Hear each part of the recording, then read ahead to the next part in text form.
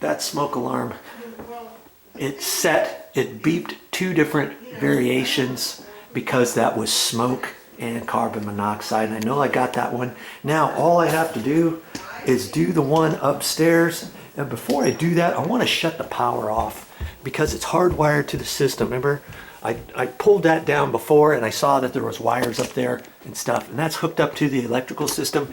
The last thing you want to do is, I mean, you could take that off and wire it hot. I don't generally like to do that. I like to find the actual breaker. And if you look real close, hopefully, yeah, you should see the green light.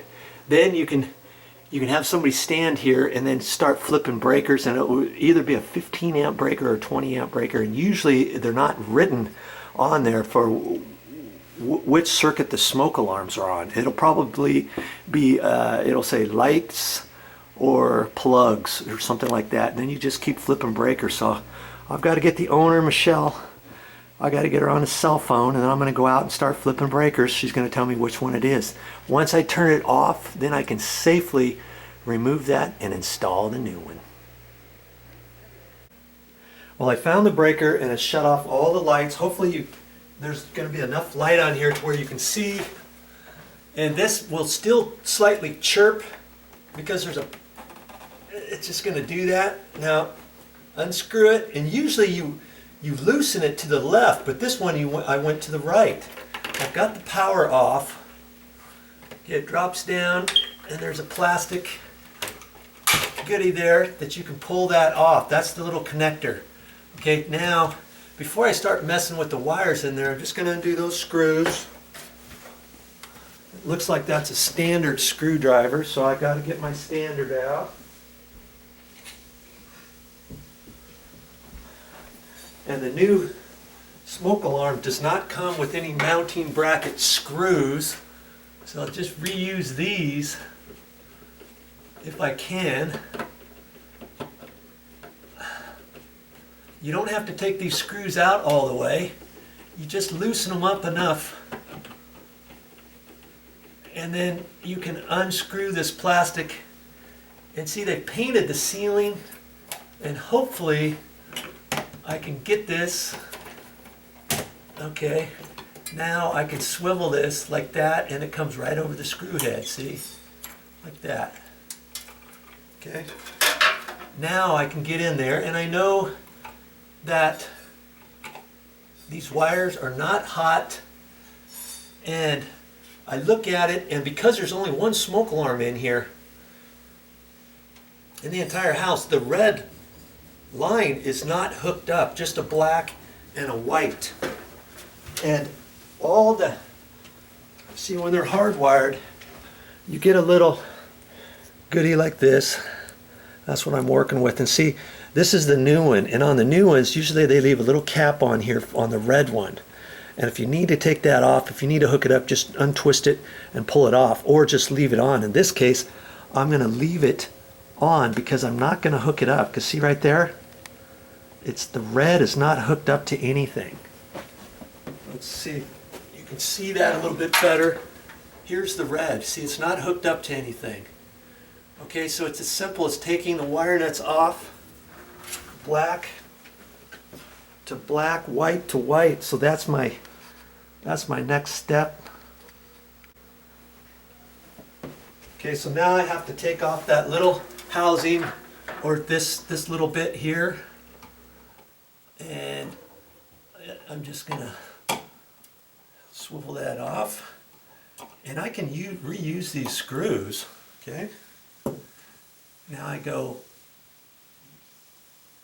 black to black and white to white, so I can just hold it up there. And you know what?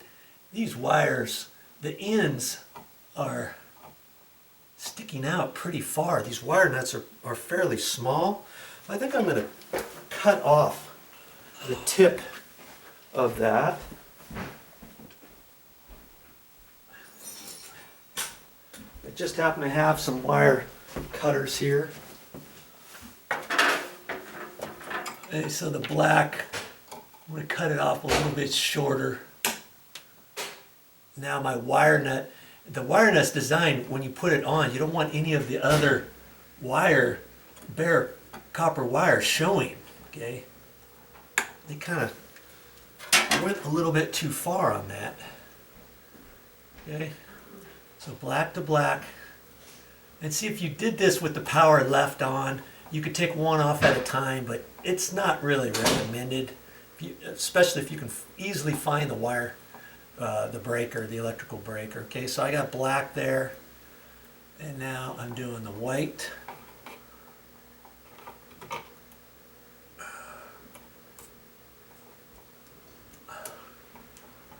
Some people say, hey, whenever you take old wire nuts off, put brand new ones on there, but these are a kind that I feel pretty comfortable with. Okay, make sure it feels snug, kind of pull on the wire a little bit. Sometimes you can think they're up tight and you pull on the wire and it's like, son of a gun, I'm glad I checked that. Okay, that's going to push in there. I want to make sure that's pushed up high enough and this is kind of coming out in the middle. Okay, so far so good. You can do this. Anyone can do this. If I can do it, I'm just an average Joe. Of course, you can do it too. So now it's time to put on the new backing plate, and it's got lots of different screw hole patterns on here. There's enough for 3 different patterns. See here, there's one there, and then one on the left and the right and the left are different sizes, see? They're different widths. So one way or another, whatever size box you have should work. I'm going to kind of put it up in the one I think, okay, and just slide it over like that. That was the one. Now I can make sure that it's tight in place and tighten up these little screws. And fortunately for me, these screws are good. Sometimes if the head's too small, it might go right through. You might think, oh, I got to put a different screw in there or something. You only want to make these snug. Okay. That looks, wow, that's pretty close to being off. But it's, let's see here. Let's see if I can't twist that a little bit more. Okay, there. These screws are barely big enough. Okay. Just make them snug. All right, there. Looks good.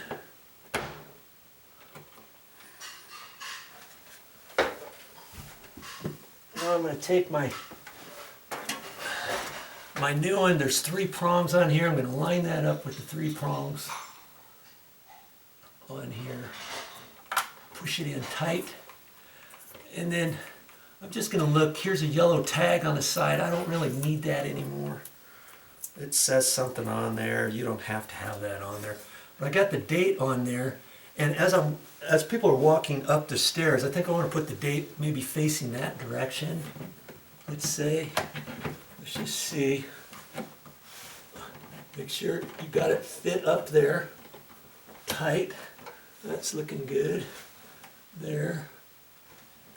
I guess, see there's a date there and there's a date over there. I guess it's just going to have to be, turn it to the right. And see, it went a little bit. Now I'm going to tighten it up all the way. There. It told me to push the test button. I'm not going to push the test button just yet. Okay? I'm going to go back down because I have the power off, remember? Feel on there, make sure you got it pushed up there, because sometimes you can think you've got it and on the other side you've got a little slop. And it's like, hey, I thought I got it in there just right. Maybe the red light didn't go on or it didn't chirp properly. That's because you probably didn't get it pushed up all the way and twisted properly. Okay, just be careful with it. Okay, before I press that test button, I'm going to go turn the breaker back on. Okay, I went ahead and turned the breaker back on. See, the green light is on. Power, we've got power. Now I'm going to go back up there and press the button. I just press it and hold it for maybe a second, and that's it. And then we're going to see what happens. That should go again here.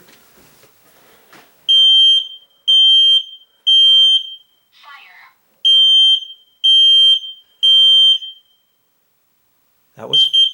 That was fire. Warning, carbon monoxide. Carbon monoxide. It's setting itself. Okay, see, that was a carbon monoxide one, remember? And the smoke. And I decided to do that up at the tops of the stairs. Seems as though that's where the smoke alarm was. That way, if any gas comes up from leaking from downstairs, you're not going to smell it or anything. And people have been known to die just from a gas leak or something. Now, this not only detects smoke, it also detects carbon monoxide. Okay, and that you don't necessarily have to do those in all your bedrooms, as long as you get something out in your main hallway, and then one down by the kitchen on the outside of the kitchen.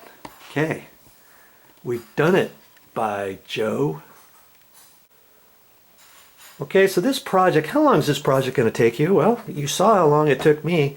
It would take less if I didn't have to sit and explain anything to anybody.